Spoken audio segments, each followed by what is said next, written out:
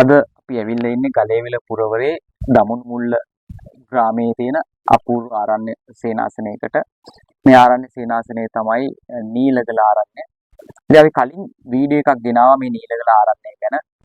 හැබැයි අපිට බැරි වුණා නීලගල ආරණ්‍යයේ ස්වාමීන් වහන්සේ සමග සාකච්ඡාවක නියැලෙන්න. ඉතින් අපි අද තීරණය කරා නීලගල ආරණ්‍ය ස්වාමීන් වහන්සේත් එක්ක පුංචි සාකච්ඡාවක නියැලෙන්න. ඉතින් ස්වාමීන් වහන්සේ මේ වැඩ ඉන්නේ නීලගල ආරණ්‍ය සේනාසනයේ නන්දදේව ස්වාමීන් වහන්සේ. නමස්කාර පූර්වක ඔබ වහන්සේව පිළිගන්නවා ස්වාමීන් වහන්සේ. අවසරයි ස්වාමීන් වහන්සේ. ස්වාමීන් වහන්සේ ඔබ වහන්සේ මේ නීලගල ආරණ්‍යයට පැමිණිලා කොපමණ කාලයක් වෙනවද? දැන් මම මේ ආරණ්‍ය සේනාසනයට වෙලා අවුරුදු 2කට විතර ආසන්න කාලයක් වෙන්නේ. මේ ආරණ්‍ය සේනාසනයේ කලින් කල්ප සංසලා කීප නමක්ම වැඩ සිටියා. ඉතින් දැනට මම මේ ආරණ්‍ය සේනාසනයේ ස්ථිරව කටයුතු කරගෙන යනවා. ස්වාමීන් වහන්සේ ඔබ වහන්සේ නීලගල ආරණ්‍ය සේනාසනයට පැමිණීමත් සමගම මේ ප්‍රාදේශීය වශයෙන් විශාල පිබිදීමක් අපි දකිනවා. ඉතින් ඒත් එක්ක අපි දකිනවා විශේෂයෙන්ම මේ පිබිදීමත් එක්ක බොහෝ දෙනා මේ ආරණ්‍ය සේනාසනයට ඇවිල්ලා තමන්ගේ ජීවිතය හදා ගන්නවා, ජීවිතය වෙනස් කර ගන්නවා. මේ සඳහා ඔබ වහන්සේ ගත්ත ක්‍රියාමාර්ග මොනවද ස්වාමීන් වහන්සේ? මම හිතන ගොඩක් වැදගත් මේ ජීවිතය වෙනස් කරගන්න අපි නරඹන මේ සදැහැති පින්වතුන්ට. ඔව්, ගොඩක් හොඳ කාරණයක්. ඇත්තටම අපේ පැවිදි ජීවිතය ගත්තොත් අපට පැවිදි ජීවිතය සාර්ථක වෙන්න භාගතුන් වහන්සේ දේශනා කළ ප්‍රතිපත්ති මය පැත්තක් තියෙනවා. ඒ වගේම පැවිදි ජීවිතය තුළ යම් ආමිෂ පැත්තකුත් තියෙනවා. ඉතින් මම කල්පනා කරා ආමිෂයෙන් උපකාර කරන ගිහි අයට ඒ අයට ඒ අය ඉන්න ස්වභාවය අනුව, ඒ කියන්නේ සාමාන්‍ය ගිහි ජීවිතය ගත්තොත් හරිම සංකීර්ණයි. ගොඩාක් කටයුතු බහුලයි. ඉතින් ඒ නිසා ඒ අයට ධර්මයේ පුරුදු කරන්න තරම් වාතාවරණයක්, ලොකු පරිසරයක් නැහැ ඒ අයට.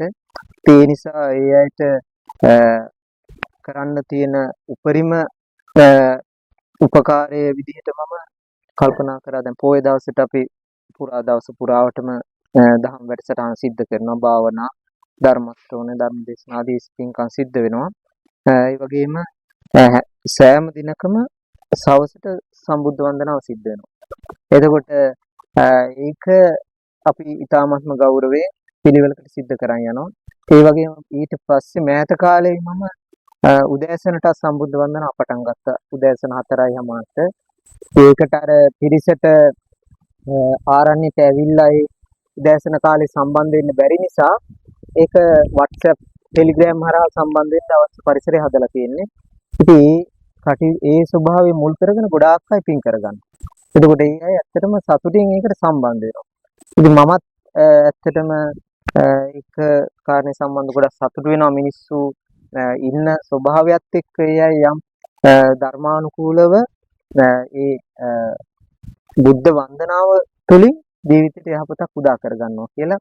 මොකද අපි භෞතික සාමාන්‍ය ලෝකේ ගත්තොත්, ඇත්තම ස්වභාවය ගත්තොත් මිනිස්සු ගිහි වේවා පැවිදි වේවා අර දකින්න ස්වභාවයයි ඇත්ත ස්වභාවය හාත්පසින් වෙනස්. එතකොට දැන් කෙනෙක්ගේ ජීවිතේ බාහිරට අපි පේන දකින්න ස්වභාවය එක ස්වභාවයක්. නමුත් එයාගේ ඇත්ත ස්වභාවය සමහර ඊට වඩා හාත්පසින් පිරිහුණු ස්වභාවයක් වෙන්න පුළුවන්. එතකොට අපි ඒ ස්වභාවය එක්ක එකතු වෙලා ලොකු දහම් වැඩසටහන්, භාවනා වැඩසටහන් කරන් යන්න උත්සාහ කරලා ඒ වගේ දෙයක් කරාට ප්‍රායෝගිකව ඇත්තටම ප්‍රතිඵලයක් නෑ. නමුත් මේ බුද්ධ වන්දනාව ආදී මේ දේවල් තුන දැන් ප්‍රායෝගික දෙයක් සිද්ධ වෙනවා. ඒ කියන්නේ අයගේ ඉන්න මට්ටම අනුව ඒක දියුණුවක් කියලා මම දකිනවා. ඇත්තටම පැහැදීමෙන් එයාට කරන්න පුළුවන් මට්ටමින් මල් කඩාගෙන ඇවිල්ලා ඒකට සූදානම් වෙලා පැයක් තාසන්න කාලයක් පිරිස් සජ්ජායනා කරලා භාවනාදි කරගෙන යනවා. මම හිතනවා ඒක කාලයක් යම් ශ්‍රාවකෙක් අවුරුදු කීපයක් යම් කාලයක් දීර්ඝ කාලයක් සිද්ධ කරාම එයාගේ ජීවිතේ ලොකු වෙනසක් වෙයි කියලා හිතනවා. ඉතින් ඒක මම හිතනවා අපේ පැත්තෙන් කරන්න පුළුවන් ලොකුම උපකාරයක් කියලා කෙනෙකුට. සම්බුද්ධ වන්දනාවලට ඇවිල්ලා ජීවිතේ වෙනස් කරගත්ත. එහෙම නැත්නම් WhatsApp, Telegram හරහා මේ ජීවිතේට පුංචි ආලෝකයක් ගත්ත මිනිස්සුන්ට, පින්වතුන්ට ඒගොල්ලෝ ආස වෙනවා තව තවත් මේ දහම් රසය තුළට කිඳා බහින්න. තවත් ජීවිතේට සැනසීලිදායක තත්ත්වයක් උදා කරගන්න. ඒ වගේ තවත් ගැඹුරට යන්න කැමති කට්ටියට තවත් ජීවිතය හදාගන්න කැමති පිරිස් වලට පින්වතුන්ට මොන වගේ වැඩපිළිවෙලක්ද ඔබ වහන්සේ සකසලා තියෙන්නේ මේ වෙනකොට? ඔව්. අපි ඇත්තටම මේ ආරණ්‍ය මුලින් ඔය අර මම කලින් සඳහන් කළ ආකාරයට බුද්ධ වන්දනා පොය වැඩසටහන ආදී කරගෙන ගියා. ඉතින් ඒත් එක්කම බොහෝ අය ඒ තුලින් ලොකු සතුටක් ලැබුවා ධර්මස්වාදයක්. ඉතින් ඒ අයම ඉල්ලීමක් කළා අපි දහම් සාකච්ඡාවක් එක්ක දහම් වැඩසටහන සතිපතා සිදු කරමු කියලා.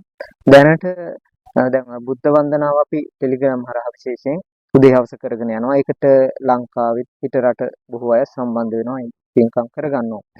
ඉතින් අර සතිපතා අපිට යම් කෙනෙකුට නිතර ඒ ධර්මයත් එක්ක එකතු වෙන්න දහම් සාකච්ඡාවක් අපි කලින් පටන් ගත්තා.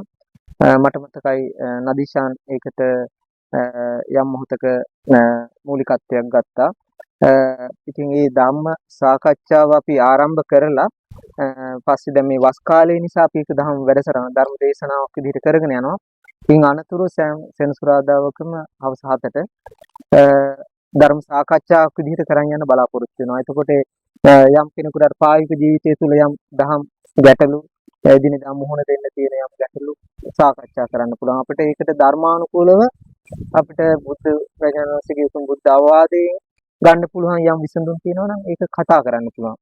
ඒකෙදි අපි විශේෂයෙන් තේරුම් ගත යුතුයි මේ අපි ප්‍රායෝගිකව ඒ ධර්මයේ කතා කළාට ඒක සමහරට ප්‍රායෝගිකව ඒ විදිහටම කරන්න බැරි වෙන්න පුළුවන්. නමුත් අඩු ගණනේ ඒක ඒ විදිහමයි කියලා යම් විශ්වාසයක් හරි ඇති කර ගැනීම මම හිතනවා ඒක ලොකු දියුණුවක් කියලා. ඒ අරමුණ තමයි අපි තියෙන්නේ. අවසන් ස්වාමීන් වහන්සේ මේ දහම් මේ යම් තාක් දුරට ඉස්සරහට පැමිණි කෙනෙක්ට දෙන්න පුළුවන් ටිකක් සතියක් දෙකක් නැත්නම් දවස් කීපයක් මේ ආරණ්‍යක නැවතිලා ඒකේ සුවය අත්විඳලා ඒ අල්පේච්ඡ ජීවිතයෙන් ගොඩාක් දේවල් එකතු කරගෙන තමන්ගේ ජීවිතය තව තවත් සරල කරගන්න රුචි වෙන්න පුළුවන් කැමති වෙන්න පුළුවන්. ඒ වගේ කැමති තරුණ පිරිස් බොහෝ විට ඉන්නවා. අද සාමාන්‍යයෙන් සමාජයේ පිරිහීගෙන ගියාට හැබැයි මේ දහම් පැත්තට නැඹුරු වෙන මේ සැහැල්ලුව හොයන සැනසීම හොයන පිරිස් නිරන්තරයෙන් වැඩි වෙලා තියෙනවා. ඉතින් ඒ වගේ කෙනෙක්ට මොන වගේ පහසුකමක්ද මේ ආරණ්‍ය තුල තියෙන්නේ? දැනටත් අපි නදීෂාන් මේ ආරණ්‍ය නැවතිලා ඉන්න යම් පහසුකමක් තියෙනවා. නමුත් බොහෝ පිරිසකට නෑ. එක්කෙනෙකුට දෙන්නෙකුට වගේ දැනටත් එහෙම නැවතිලා ඉන්නවා.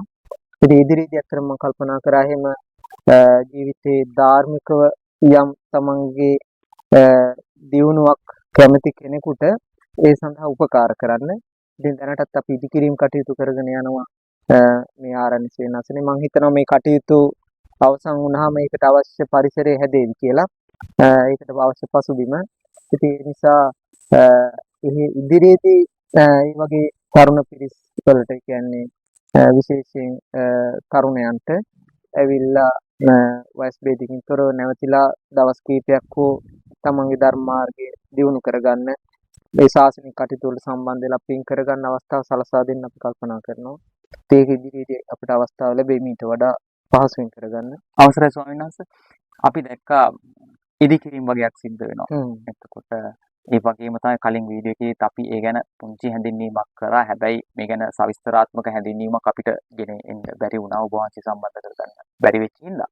ඉතින් අපි කැමතියි දැනගන්න මේ ඉදිකිරීම මොන වගේද මේ ඉදිකිරීමට මේ විශේෂයෙන්ම මේ වස්සාන සමයේ මේ ලෝකවාසී බෞද්ධ සියලු දෙනාට සම්බන්ධ වෙන්න පුළුවන් මොන විදිහටද සහ ඒ සම්බන්ධ වෙන්න පෙර මේ ඉදිකිරීම තුලින් අත් වෙන ශාසනික මෙහෙවර ගැන දැනගන්න. ඔව් ඇත්තටම මම මේ ආරණ්‍යට කලින් මතක් කරා ආපු මුල් දවස්වල සිල් සමාදන් වෙන පිරිස සම්බන්ධ වුණා නදීෂාන් 40ක් 50ක් වගේ පිරිසක්. ඉතින් බොහෝ පිරිස් සමහරට වයසක අය අපි දකිනවා දැන් සාමාන්‍ය පන්සලකට ගියත් ඉන්නේ සාමාන්‍ය 70 80 ගොඩාක් වයසට ගිහිල්ලා ගොඩක් කටයුත්තක් කරගන්න බැරි මට්ටමේ වයෝවෘද්ධ අය. නමුත් ඊට පස්සේ යම් කාලයක් ඒ ධර්ම දේශනා කරගෙන යද්දී ඉතින් පිරිස ටිකෙන් ටික වැඩි වුණා. අනික තමයි මේ මම දකින විශේෂත්වයක් ගොඩාක් වයසක අය සම්බන්ධ වෙන්නේ නැහැ. ඉන්නවා කීප දෙනෙක් ඒ අයත් හොඳ දහම් දැනුමේ යුක්තයි. ඒ වගේම අර පිරිස වැඩිවීමක් දකින්න ලැබුණා. ඒකත් එක්ක අපිට තියෙන ඉඩකඩ ප්‍රමාණවත් නැති නිසා තමයි මේ ඉදිකිරීම කටයුතු සිද්ධ කරන්න මේ පටන් ගත්තේ. ඇත්තටම නැත්නම් මේ වගේ තැනක මගේ පුජ්‍යලික අදහස නම් ලොකුට සංකීර්ණ කරගෙන ඉදිකිරීම කටයුතු කරන්න අදහසක් නැහැ. නමුත් මේ මූලික අවශ්‍යතාවය නිසා තමයි ධර්මශාලාව පුළුල් කිරීමේ වැඩ කටයුත්තක් තමයි දැන් කරගෙන යන්නේ.